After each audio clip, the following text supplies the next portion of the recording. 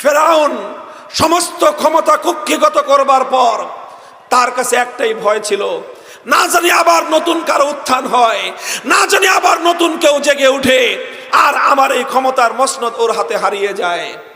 এই ভয়ে ফেরাউন সবসময় ভীত সন্ত্রস্ত থাকতো।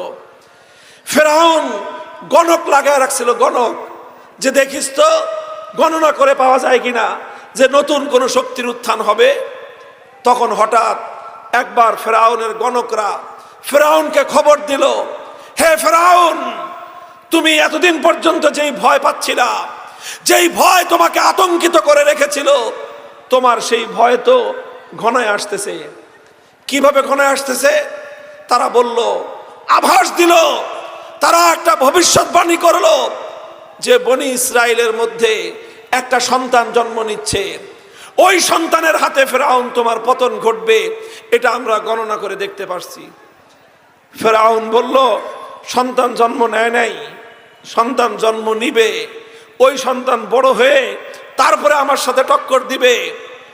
আমি এক কাজ করি, ওই সন্তান যেন জন্মই নিতে না পারে সেই ব্যবস্থা করি, ওই সন্তান যেন পৃথিবীর আলো বাতাসের মুখ দেখতে না পারে আমি সেই ব্যবস্থা করি। ফেরাউন নির্দেশ জারি করে দিয়েছিল, বনি ইসরায়েলের মধ্যে যে কোনো সন্তান জন্ম নেবে, সন্তান জন্ম নেওয়ার সাথে সাথে আতুর ঘরে সেই সন্তানকে হত্যা করা হবে। এভাবে কিছুদিন চলল। বনি ইসরায়েলের ঘরে কোনো শিশু সন্তান জন্ম নেওয়ার সাথে সাথেই তাকে হত্যা করা হতো। এরপরে ফেরাউনের লোকেরা একটা চিন্তায় পড়ে গেল যে এইভাবে যদি বনি ইসরায়েলকে আমরা সব সন্তানদেরকে খতম করে দেই, তাহলে ভবিষ্যতে আমাদের বাড়ি ঘরে কাজ করার মতো চাকরানি তো আমরা খুঁজে পাবো না। আমাদের বাড়ি ঘরগুলোতে বিভিন্ন ময়লা আবর্জনা পরিষ্কার করার, আমাদের ঘরের কাজগুলো করে দেওয়ার জন্য চাকরানি, সেই চাকরানিও তো আমরা পাবো না। কি করা যায়?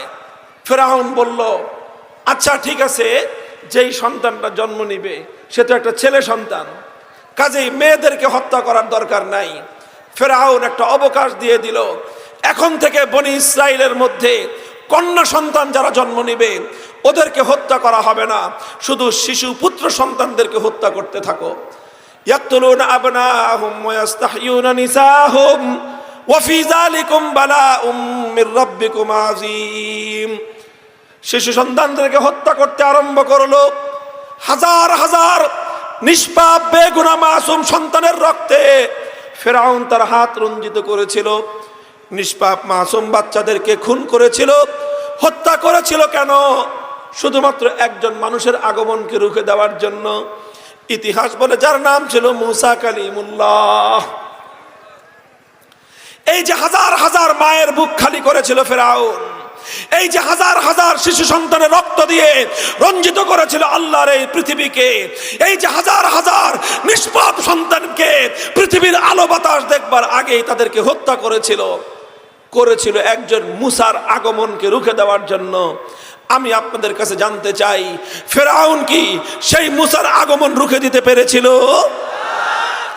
বরং আমার আল্লাহ পাক রব্বুল আলামিনের কুদরতের মাধ্যমে হযরত মুসা আলাইহিস সালাম যথাসময়ে জন্ম নিয়েছিলেন।